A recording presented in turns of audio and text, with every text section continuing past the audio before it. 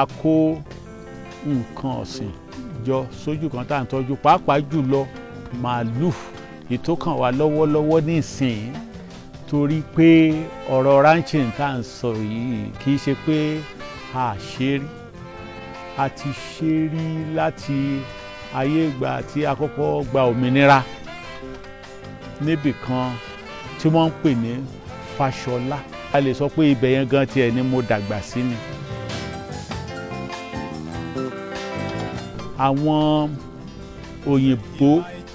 tó fún wa lómìnira ló ti dá ibẹ̀ lẹ̀ láti 1946 nítorí pé wọ́n rí i pé ilẹ̀ ẹbẹ̀ yẹn ó dáa fún agriculture generally. nígbà tí wọ́n sì máa dá sílẹ̀ ìsọ̀rí ni wọ́n ṣe máìlì kan àkọ́kọ́ tẹ́ kọ́kọ́ kàn tẹ́ bá ń bọ̀ látọ̀yọ́ ìyẹn ni nǹkan abìyẹ́ poultry tẹ́ bá ti kúrò ní ìyẹn tẹ́ dé mile 12 sí Ọ̀yọ́ ìyẹn ni ti màálù láàrin mile 12 sí mile 13 ìyẹn ni tẹlẹ́dẹ̀ bí wọ́n ṣe ṣe gbogbo ẹ̀ tó lọ sálálù nìyẹn. so nǹkan tó ṣẹlẹ̀ ni pé wọ́n gbà gẹ́gẹ́ bí nǹkan tí bàbá mi sọ fún mi nígbà t'Awólọ́wọ̀ wọlé láti di Premier Western Region wọ́n ti ṣe meeting láàrin ara wọn wípé a fẹ́ mú iṣẹ́ àgbẹ̀ yìí lọ́kùnkúndùn náà wá lọ káàkiri sílùú òyìnbó láti lọ study bí wọ́n ṣe ń ṣe oríṣiríṣi iṣẹ́ àgbẹ̀ wọ́n ní so school àwọn ń gbà yẹn wọ́n ń ṣe agricultural show wọ́n máa ń ṣe farm show school wọ́n wá yàn wọ́n gẹ́gẹ́ bí ẹni tí school fà kalẹ̀ kó máa bá àwọn aráàlú sọ̀rọ̀ lórí poultry school yẹn wọ́n pè ní Hampshire College of Agriculture ó wà ní Spashot ní England lára àwọn tó wá yẹn àṣẹ Minister for Agriculture Chief Akindeko wà lára wọn tán listen wọ́n wá ní nígbà táwọn ṣe tán wọ́n ní Chief Akindeko wá bá wọn pé wọ́n ní ṣé o mind láti wá sí ilé tó bá ṣe tán wípé irú yín báyìí la níde wọ́n ní mi ò mọ̀ ìsà àwọn náà ti ń kà nípa nǹkan tẹ́ ń ṣe ń lé lóríṣiríṣi tó ń wú àwọn lórí wọn ní so bọ́n ṣe dé náà lọ report ní secretariat tán tẹ transfer wọn immediately lọ sí Fáṣọlá gẹ́gẹ́ bí ọmọdé ńgbà náà eyewitness account ní tí mo fẹ́ sọ fún yín nǹkan tí mo rí nípa ọ̀rọ̀ màálù yẹn ni pé bọ́n ṣe bẹ̀rẹ̀ wọ́n lọ sí Mali àtàwọn ìlú tó ní irú breed yẹn torí wọ́n sọ pé nígbà yẹn wọ́n ní a ní problem ní south western Nigeria western region ọgbà náà tí wọ́n ń pè ní trypanosomiasis tó máa ń pa àwọn màálù wọ́n ní tsetse fly ló máa ń kárí ẹ̀ wọ́n wá variety breed tí ó ní resistant sí kíní ẹ̀ wọ́n ń pè ní indama wọ́n lọ import wọn láti Mali wọ́n dẹ̀ kó wọn dé làwọn màálù yẹn ń ṣe dáadáa tí ẹ bá pa wọ́n tán eegun wọn ìwọ̀nba báyìí ni tíntínní ẹ̀ weight wọn on the hoof tèmi ń rí ngbà yẹn because wọ́n máa ń pa màálù ń bẹ̀ lọ́sọ̀ọ̀sẹ̀ a máa ń rí tó yẹ pé odidi máa ń weigh bíi 500 kilograms wọ́n á wá fi compare ti àwọn Fúlàní tàwùsá àwọn yẹn máa ń weigh bíi 250 150 pẹ̀lú wo gàgàrà eléyìí ò kí ń níwo.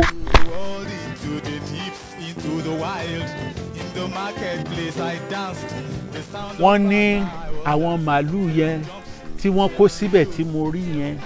wọ́n ní wọn kì í ṣe màálù lásán wọ́n ní grandparent stock ni wọ́n á fi breed parent stock láwa breed commercial stock tí wọ́n ṣe ń tà fún aráàlú wọ́n ní gbogbo màálù tí mò ń rí yẹn wọ́n ní owó iyebíye ní gọ́ọ̀mẹ̀ntì àwọn Awólọ́wọ̀ fi rà wọ́n. àwọn fi Fáṣọlá yẹn ṣe breeding ni wọ́n wá ń distribute ọmọ màálù yẹn sí gbogbo àwọn ranches yẹn ní gbogbo western region wọ́n ní ní Ọ̀dẹ́dá wọ́n ní ní Oníṣẹ́ẹ̀rẹ́ wọ́n ní ní Ìwó Ọlọ́bà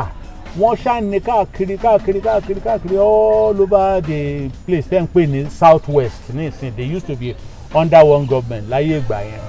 Wọ́n ọ̀dẹ̀ kì í dà wọ́n káàkiri, wọ́n máa ń kó wọn sí inú ọgbà tó ń pè ní paddock. Àwọn ọgbà yẹn tóbi, wọ́n pín wọn. Tí wọ́n bá kó àwọn kan síbí ìléni tó jẹ grass bí tán, wọ́n á dà wọ́n sí next one bíi partition ni. Tán bá tún jẹ grass ibẹ̀ yẹn tán, wọ́n á tún dà wọ́n sí next one. Ìgbà tán bá máa fi ṣe bẹ́ẹ̀ tán fi débi ta lákọ̀ọ́kọ́, koríko yẹn tún ti hù padà. Wọ́n dẹ̀ ṣe omi síbẹ̀ fún wọn tí wọ́n mu. Yàtọ̀ sí paddock, mo tún rí i pé wọ́n tún máa ń gbin àwọn àgbàdo àti àwọn other biomaterials fún wọn. For example, àgbàdo yẹn kì í tó ṣe pé wọ́n gbìn nìkan, wọ́n á wá mú àwọn àgbàdo yẹn ńgbà míì nígbà tó ṣẹ̀ṣẹ̀ ń bẹ̀rẹ̀ sí yọ rùkẹ̀rẹ̀ ẹ̀ẹ́kàn rí wọ́n harvest ẹ̀, wọ́n ra machine kan tó ń pè ní silorator. Tí wọ́n bá ti kó àwọn silage yẹn kúrò nínú pit,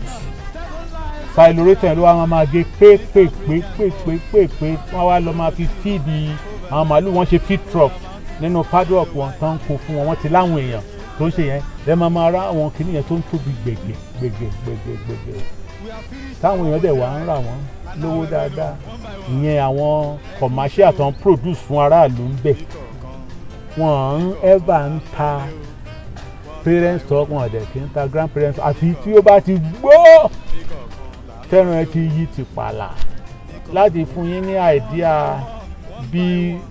wọ́n ṣe níye lórí sí, tí ẹ bá ń ta commercial stock ní 100,000, parent stock ó ń cost wọn ní nǹkan bíi 500,000 naira ẹyọ kan.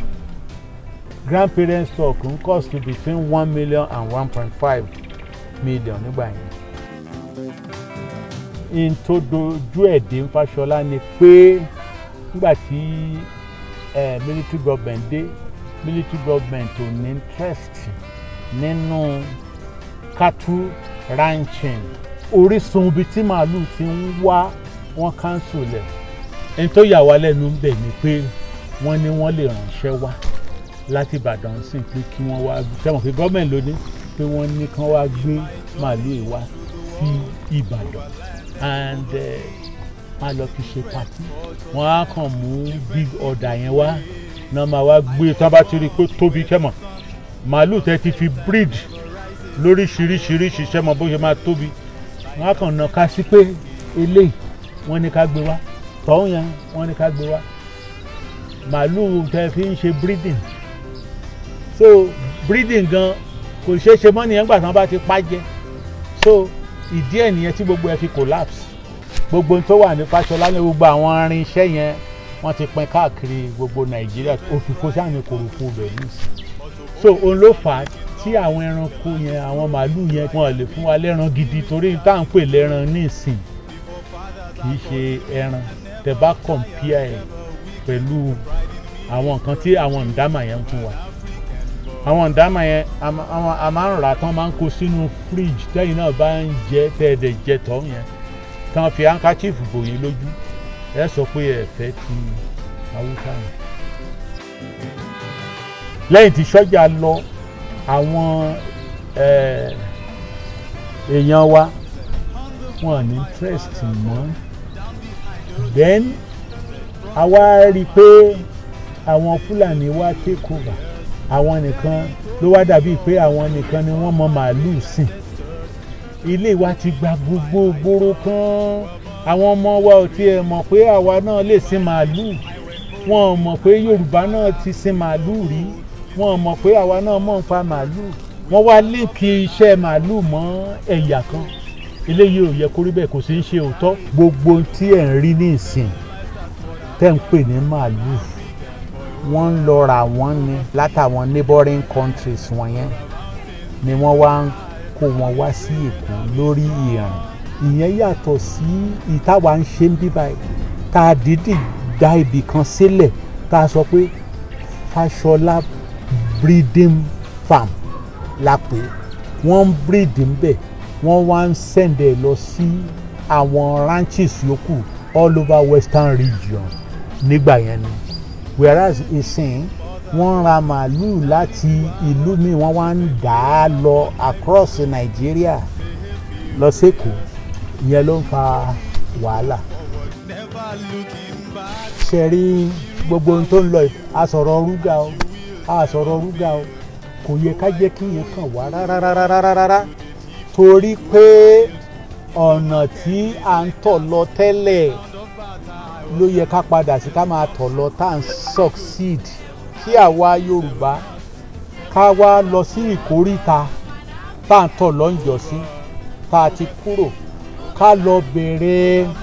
breeding stock farm wa padà. Fáṣọlá ṣì wà lórí territory ilẹ̀ Yorùbá, Ọdẹ́dá ṣì wà, Oníṣẹ́ eré ṣì wà, Ìwó Ọlọ́ba ṣì wà, ti Ìkòròdú gbogbo ẹ̀wọ̀n yẹn àwọn ilẹ̀ yẹn ṣì wà ń bẹ̀. Ìdámákàtù tá à ń sọ ò tí ì kúrò láyé. Ẹ jẹ́ ká lọ sí àwọn ìlú tó wà ká lọ ra grandparent stock díẹ̀ ìwọ̀nba tó wo wá bá ká ra parent stock bó ti ṣe pé a máa fi grandparent stock yẹn produce parent stock náà ní bí báyìí ká wá máa pín wọn káàkiri sáwọn Ọdẹ́dá nǹkan gbogbo ẹ̀ báwọn yẹn káàkiri ká dẹ̀ máa ṣe artificial insemination wa bá a ṣe ń ṣe lọ ẹ rí i pé a ní ìlọsíwájú lórí ọ̀rọ̀ yìí ìpèníjà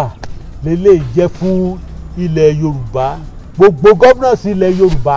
àwọn ìpèníjà tó wà níwájú wa nìyẹn gbogbo ń ta ní ní ká fi gbára wa lẹ̀ ìmọ̀ wà èèyàn wà iṣẹ́ tó wà nílẹ̀ yìí ó lè mi gbogbo àwọn ọ̀dọ́ wa tó yẹ pé kò ní sí kankan nù wọn tí ò ní bízì rárá ó máa dáṣẹ́ oríṣi ilẹ̀ tí a mọ̀ tá a dijú sí nìsín ilẹ̀ Yorùbá tá a wà yìí Ọlọ́run kó ọ̀rọ̀ oríṣiríṣi ibẹ̀ ni òun ló fi jẹ́ pé ọ̀pọ̀lọpọ̀ èèyàn wọ́n fẹ́ wá bẹ́ẹ̀ ebe rí táwọn kan ní kẹ́ fáwọn nílẹ̀ káwọn fi ṣe rúgà ní ìsìn ó bì pé ibẹ̀ yẹn ó ṣe é ṣe màálù nìyẹn nígbà tó dẹ̀ jẹ́ pé àwa náà lè sìn kí ló wá dí wa lọ́wọ́ gẹ́gẹ́ bí wọ́n ṣe sọ ìpèníjà wa ni pé kí a lo gbogbo nǹkan tí Ọlọ́run fún wa láti fi